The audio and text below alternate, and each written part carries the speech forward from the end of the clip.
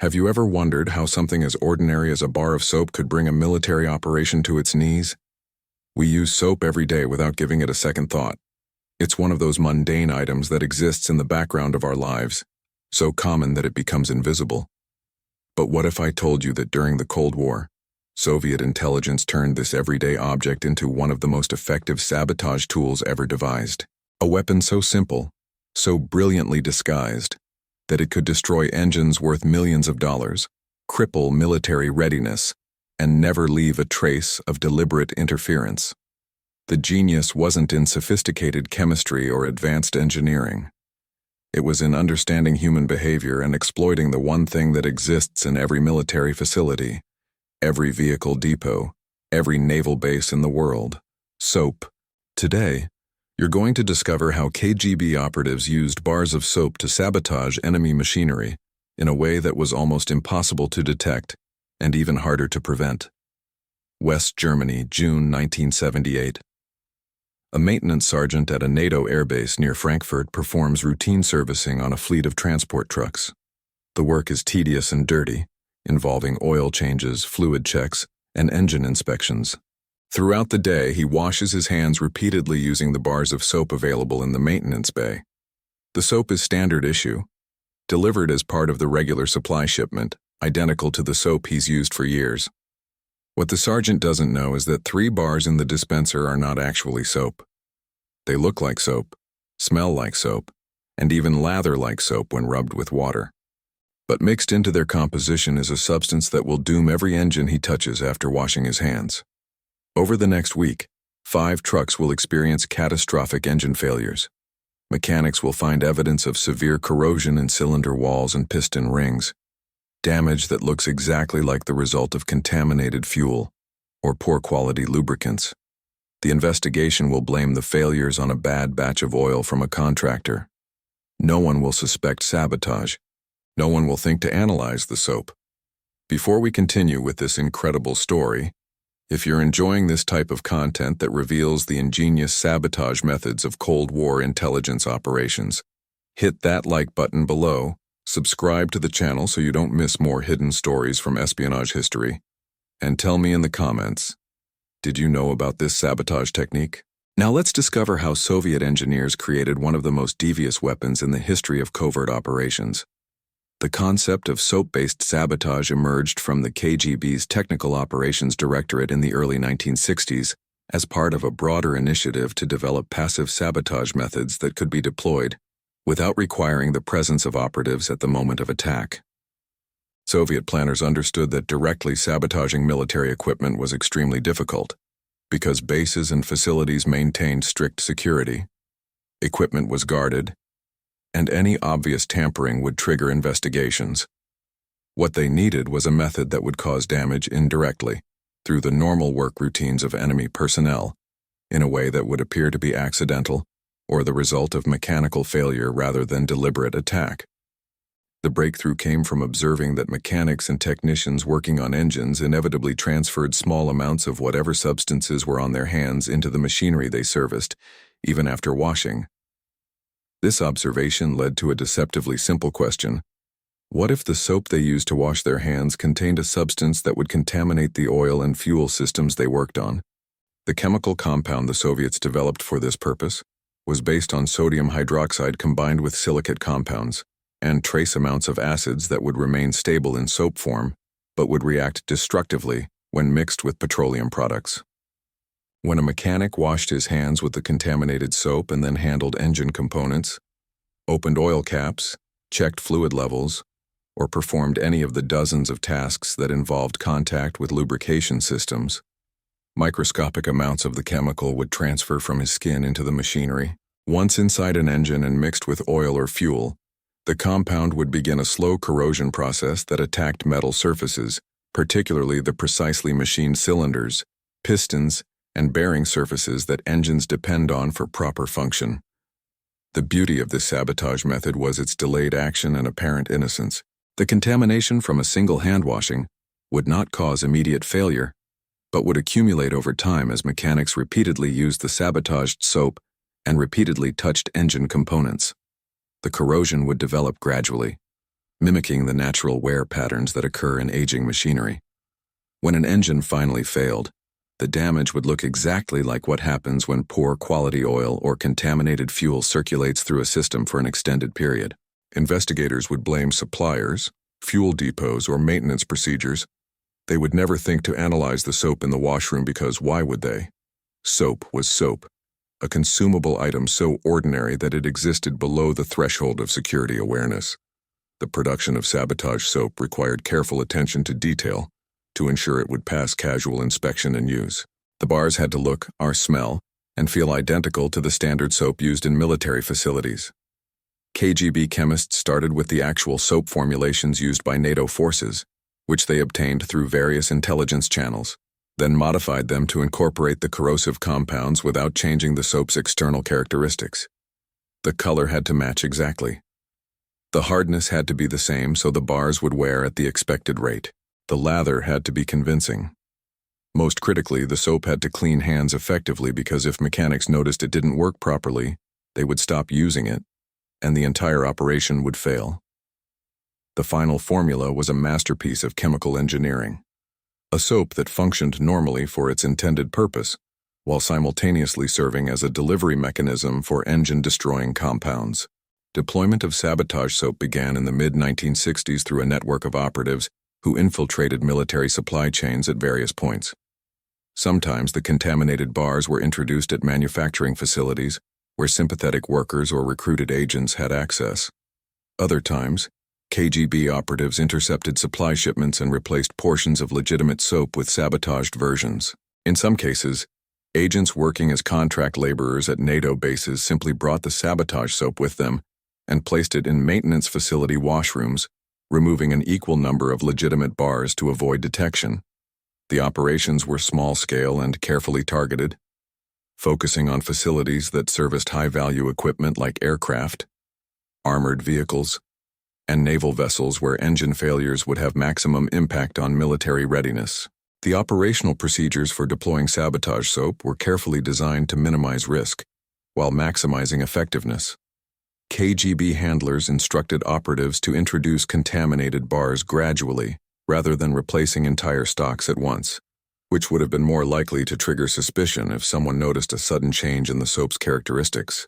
The typical deployment involved placing 2 or 3 sabotaged bars among 20 or 30 legitimate ones, a ratio that ensured mechanics would encounter the contaminated soap regularly, but not so frequently that unusual engine failures would cluster too tightly in time to obvious trigger investigations.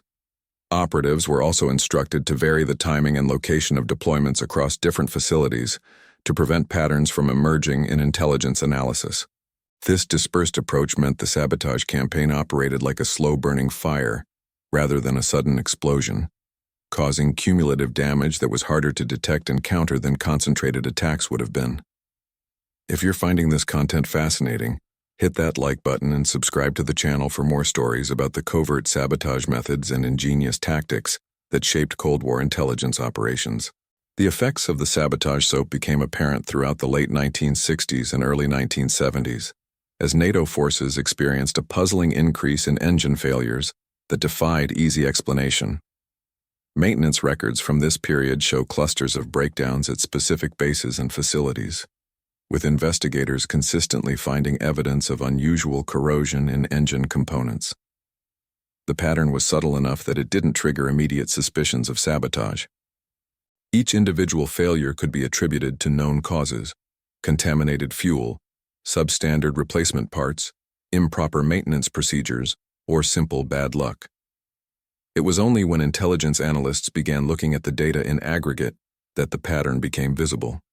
Certain facilities were experiencing failure rates significantly above statistical norms, and the failures shared common characteristics in terms of the type of damage found during teardown inspections. The first confirmed case linking engine failures to Sabotage soap came from a West German intelligence investigation in 1971 after a series of unexplained failures in Leopard tanks at a training facility. A counterintelligence officer, following up on rumors of Soviet sabotage operations targeting military equipment, ordered comprehensive testing of all consumable materials at the affected base, including items that would normally be considered too mundane to warrant security attention. Laboratory analysis of soap samples from the maintenance facility washrooms revealed the presence of chemical compounds that had no legitimate purpose in a cleaning product. Further testing confirmed that these compounds would cause precisely the type of corrosion damage that had been found in the failed engines.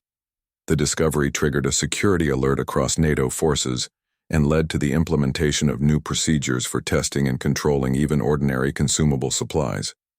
The countermeasures developed in response to the sabotage soap threat transformed how military forces thought about supply chain security. Previously, security efforts had focused on obvious weapons, explosives, and sensitive equipment while treating ordinary consumables as inherently safe. The soap sabotage revealed that anything entering a military facility could potentially be weaponized if an adversary was creative enough. New protocols required testing of all cleaning supplies and consumables before distribution to operational units. Supply chains were mapped and monitored for potential infiltration points. Manufacturers were vetted more carefully, and production facilities were subject to inspections and audits. Some military branches established their own soap production capabilities to eliminate dependence on civilian contractors. These measures were effective in reducing the vulnerability, but came at significant cost in terms of time, money, and administrative overhead. The KGB continued refining the sabotage soap concept throughout the 1970s, despite increased Western awareness of the threat. Later versions incorporated different chemical compounds that were harder to detect with standard laboratory tests. Some variants were designed to target specific types of engines or lubricants, maximizing destructive effect while minimizing the amount of contamination needed.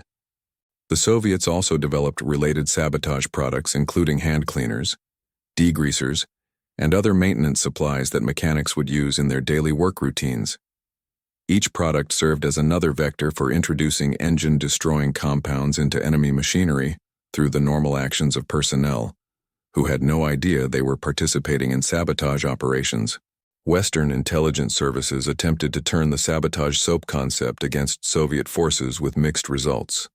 The CIA and British intelligence both developed their own versions of contaminated soap and other consumables for use in sabotage operations against Warsaw Pact forces. However, they found that Soviet maintenance practices and supply systems were less vulnerable to this type of attack than NATO facilities had been. Soviet military units were more likely to use harsh industrial cleaning compounds rather than mild soap. They had less standardized supply chains that made infiltration more difficult, and their generally lower standards for equipment maintenance meant that engine failures caused by sabotage were harder to distinguish from failures caused by poor care and low-quality parts. The sabotage soap worked best against militaries that maintained high standards of equipment care and used consistent, predictable supply systems, qualities that characterized NATO forces but were less common in Soviet operations. The long-term impact of the sabotage soap program extended far beyond the specific engines it destroyed. It forced a fundamental shift in how military organizations approached the security of their supply chains and made them recognize that threats could come from the most unexpected sources. The program demonstrated that effective sabotage didn't require high technology or sophisticated operations. Sometimes the most devastating attacks were the simplest ones, executed through creative exploitation of ordinary routines and unexamined assumptions. A bar of soap sitting in a washroom was so mundane, so far removed from anyone's conception of a weapon, that it could operate undetected for years, even though it was in plain sight the entire time. The psychological impact on military maintenance personnel was also significant. Mechanics and technicians who learned that their routine hand washing might have been contributing to equipment failures experienced guilt and paranoia, even though they had been unknowing victims of an intelligence operation. Some facilities saw morale problems as personnel questioned whether they could trust any of the materials they worked with daily. Training programs had to be developed to help personnel understand that they were not at fault, and to teach them how to recognize signs of supply chain compromise. The incident highlighted how sabotage operations could achieve effects far beyond their direct physical damage by creating uncertainty and undermining confidence in basic systems and procedures. Today, the sabotage soap program is studied in military and intelligence training as a case study in creative thinking and the importance of questioning assumptions about security. Modern supply chain security protocols that require testing and verification of even mundane consumable items exist in part because of lessons learned from this Cold War sabotage campaign. The bars of soap that destroyed engines across NATO facilities in the 1960s and 1970s proved that the most dangerous weapons are often the ones hiding in the most obvious places, overlooked precisely because they seem too ordinary to be threats. Soviet intelligence understood that human nature makes people blind to familiar objects, and they exploited that blindness with devastating effectiveness. Those bars of soap sitting innocently in washrooms became silent saboteurs, turning the daily routines of mechanics into acts of unwitting destruction against their own equipment. A perfect example of how the most effective attacks are the ones the enemy helps you execute without ever knowing they're doing it.